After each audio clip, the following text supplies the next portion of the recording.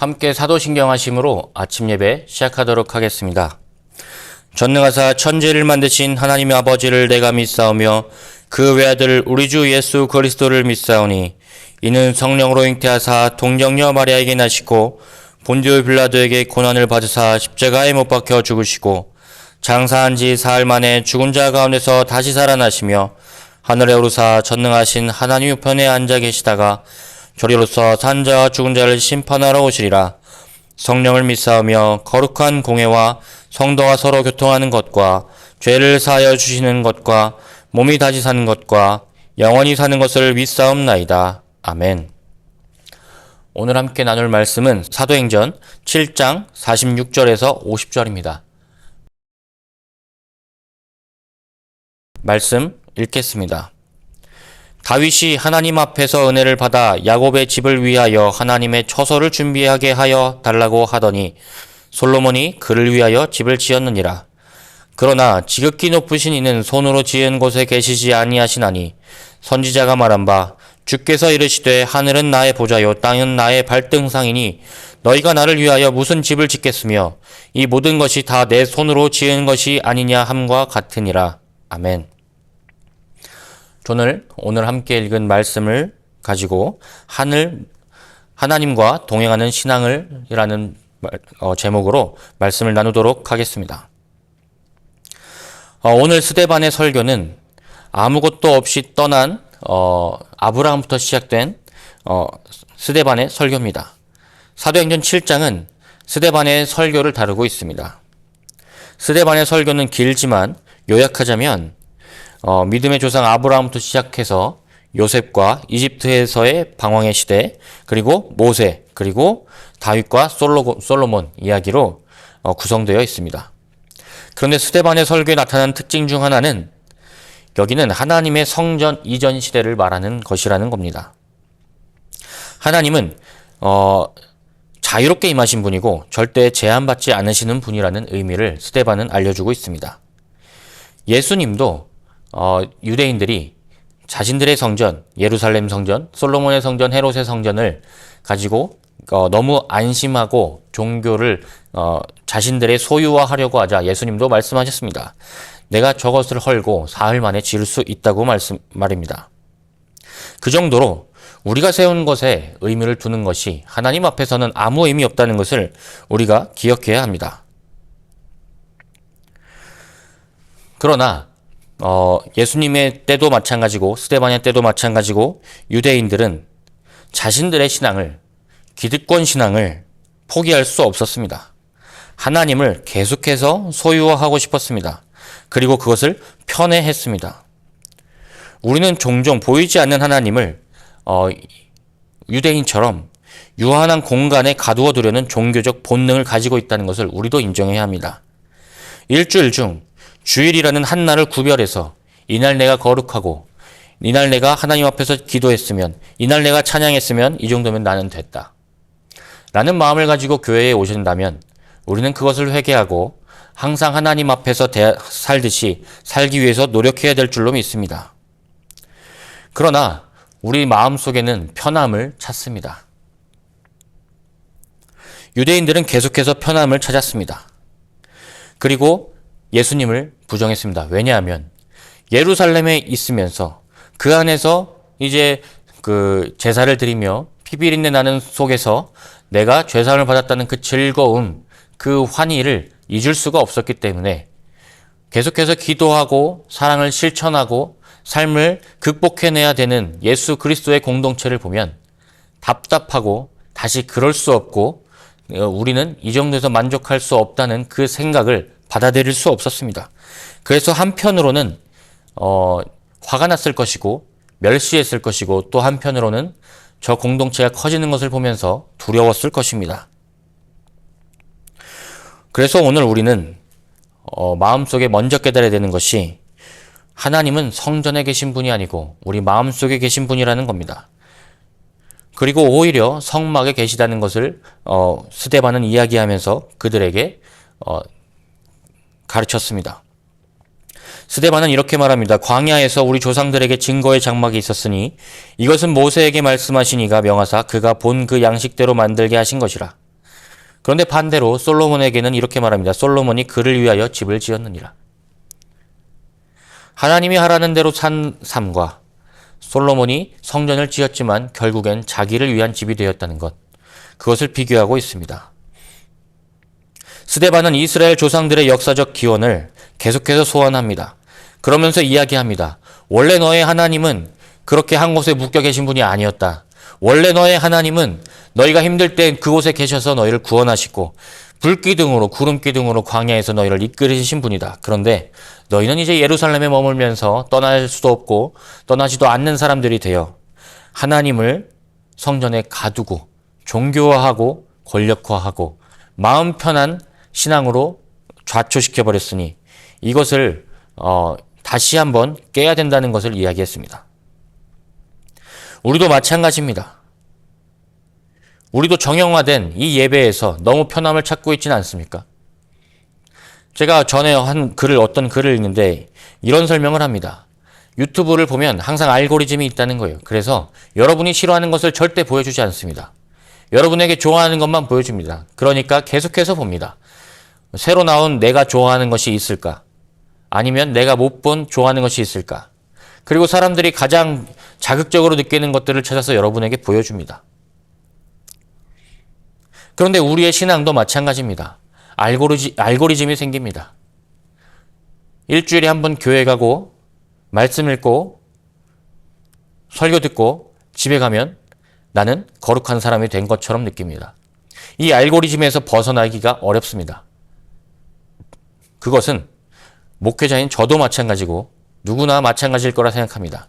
그래서 신앙생활이 점점 편해지다 보면 우린 다시 알고 있습니다. 선교 나가기가 정말 어렵습니다.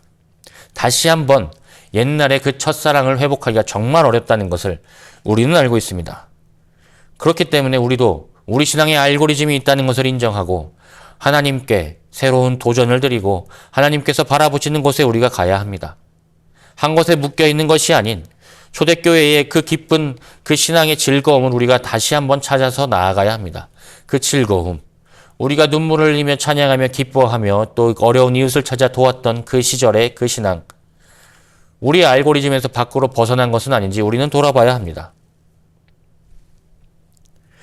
그렇기 때문에 우리는 오늘 스데반의 설교를 우리도 들어야 될 줄로 믿습니다. 또 그렇게 하기 위해서 우리는 두 번째로 기억해야 되는 것이 있는데 그것은 바로 하나님은 모든 것을 초월하신다는 것입니다. 인간의 소유를 거부하십니다.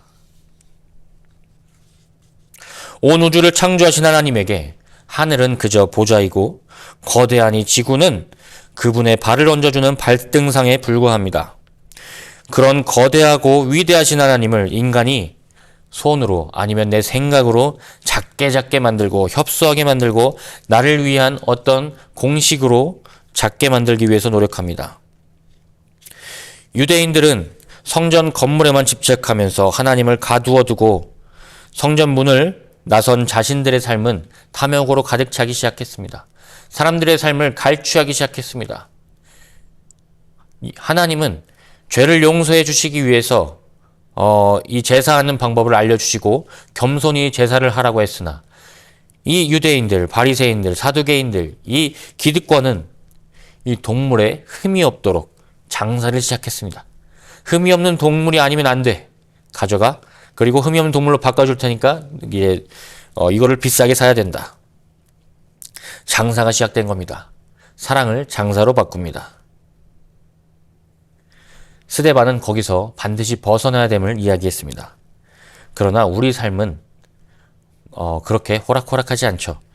우리도 우리 삶의 신앙의 알고리즘에서 나오기 힘들 겁니다. 이 당시의 사람들도 너무 힘들었습니다. 그래서 심지어 스데반은 그 자리에서 순교까지 이릅니다.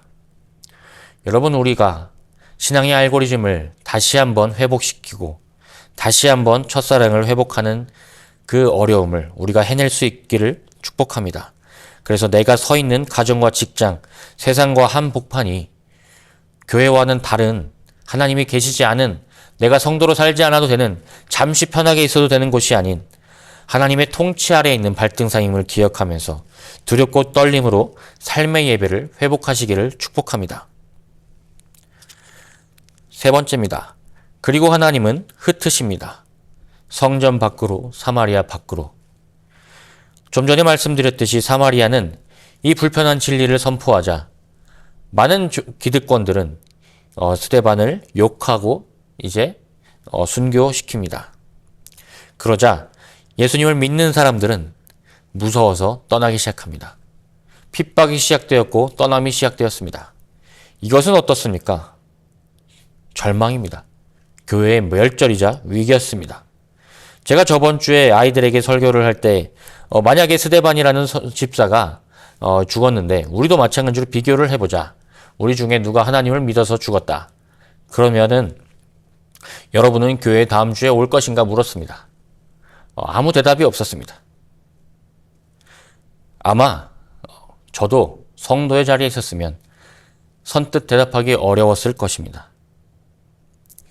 그리고 어떻게 보면 다른 곳으로 떠나는 게 당연할 수도 있습니다. 가정을 가지고 빨리 떠나야죠. 가정을 데리고. 그런데 이것이 위기라고만 생각했는데 성경은 이렇게 말합니다. 그날에 예루살렘에 있는 큰 교회에 큰 박해가 있어 사도 외에는 다 유대와 사마리아 모든 땅으로 흩어지니라.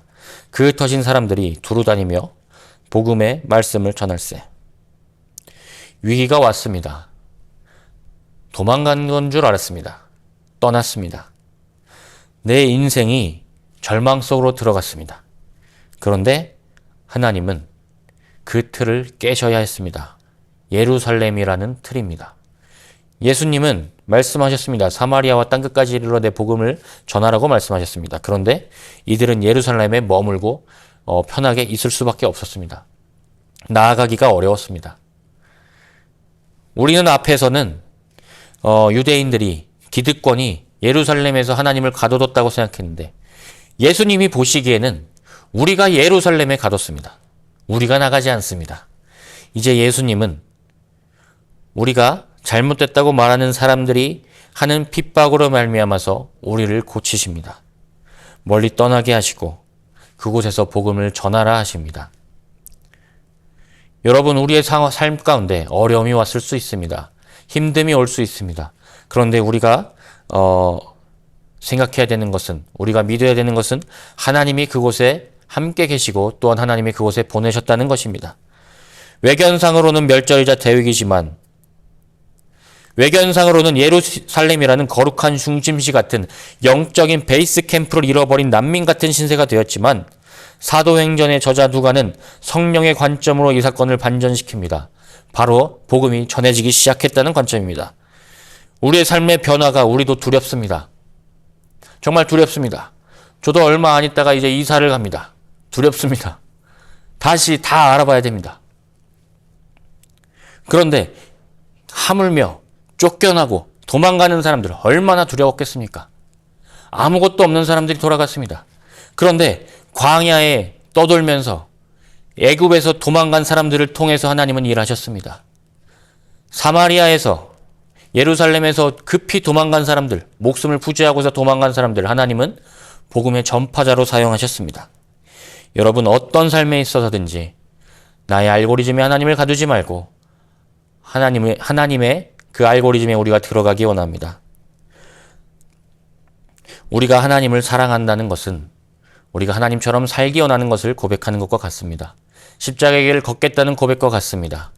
사마리아의 한 우물가의 여인에게 하나님께서 갔듯이 우리도 거기 가서 효과는 없을 수 있어도 한 명에게 전할 수밖에 없어도 하나님이 바라보시는 한 영혼에게 우리가 가기를 축복합니다.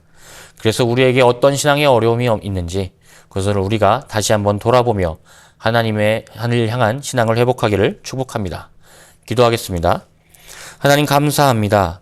우리가 하나님 안에서 승리하기를 원합니다. 그런데 그 승리가 하나님 내 승리가 아닌 하나님의 승리가 되기 원합니다. 하나님 바람기둥과 구름기둥과 불기둥으로 우리 삶을 이끌어 주실 때에 우리가 예루살렘에 갇혀 나가지 않는 자가 되지 않도록 주님 우리를 끌어내어 주시고 우리의 신앙을 회복시켜 주옵소서. 감사합니다. 예수님의 이름으로 기도드립니다. 아멘. 함께 주기도문 하심으로 아침 예배 마치도록 하겠습니다. 하늘에 계신 우리 아버지여, 이름이 거룩히 여김을 받으시오며 나라가 임하시오며 뜻이 하늘에서 이루어진 것 같이 땅에서도 이루어지이다. 오늘 우리에게 일용할 양식을 주시옵고 우리가 우리에게 죄진 자를 사하여 준 것 같이 우리 죄를 사하여 주시옵고 우리를 시험에 들게 하지 마시옵고 다만 악에서 구하시옵소서. 나라와 권세와 영광이 아버지께 영원히 있사옵나이다. 아멘. 오늘도 주님 안에서 승리하시기를 축복합니다. 감사합니다.